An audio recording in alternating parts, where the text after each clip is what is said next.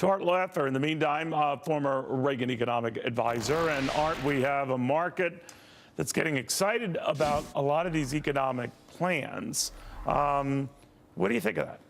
I think it's wonderful, and thank you for having me on the 20,000 plus day. I there you go. Enjoy it. But let me just caution people not to be depressed, but you're going to see a lot of these 20, 21, 22, 23. In this next 7 or 8 year period, Neil, I think you're going to see an enormous surge in asset values in the United States in real terms. And I just think it's going to be a wonderful era, and you and I have been talking about this for a long, long time. And it's finally here, and you're seeing the policies go through, and I can't imagine it better. You've got the alignment of all the political stars. You've got a 4-year runway for this president and this Congress, and you've got the states, you've got the governors, you've got the legislature. Soon you're going to have the Supreme Court, the Fed. You know, it is a perfectly tuned thing, and the bar is so very, very low for Trump. Not only low economically, but low politically. I thought we had a great deal in 1981. This guy has even a lower bar, which means that almost anything he does will be right and will create prosperity. So I am very excited about the next 8 years. Now, let me ask you a little bit about that, because I always feel, maybe just covering all of this, when the market is selling off aggressively, to look at the half full glass, and when the market's running up a great deal, maybe to look at the half empty part. Exactly. Just fair and balanced, as you know. So here's a concern that some have, that unlike the Reagan example, for example, we have much higher deficits and debt.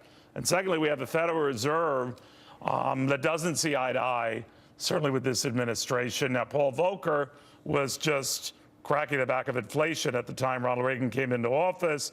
And it was a little more than a year before the impact of that registered. Do you worry about a Federal Reserve that could race ahead, raise interest rates in this environment, mainly because of good things, not bad things? As things pick up, rates go up.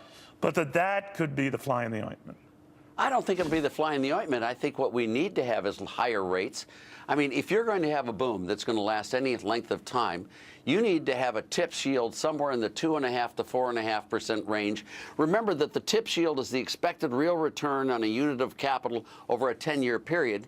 So you've got to have a very high expected real rate of return on capital.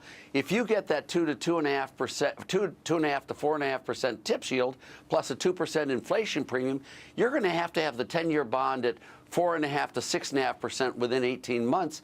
That is the perfect scenario. Now, if it goes much higher than that, you've got 2.5% on the 10-year as of the moment I'm speaking to you. 3 percentage points more in the next year and a half. Okay, and you think the market could absorb that comfortably? I think it'll be not only absorbed, but I think it'll be very beneficial. Well, I think you're right. You get back to historical norms, to your point, but you and I can remember a time when they were much, much higher yields than that. And that we're just getting back to the norm. But as you know, Art, there are a lot of very young people today who wince at the thought of that. How do they brace for that? Well, I don't know how they do. I mean, experience is a wonderful thing. It lets you recognize a mistake when you make it again. But in all truth, we had way too high inflation, way too high interest rates. We brought it down to the right level. These people have way too low interest rates, which has discouraged capital from going into the housing market, into the investment market. And with those rates coming in and making it far more attractive, bringing it back to a normal market where demand equals supply is what we need to have. It's what we did in the 80s. But coming down from way too high, and what I think we need now is bringing up from way too low. And once we get to that nice middle range, I think this economy just chugs along for a long period of time. But do remember, Neil. All right. I just want to go to Sean Spicer of the White House here.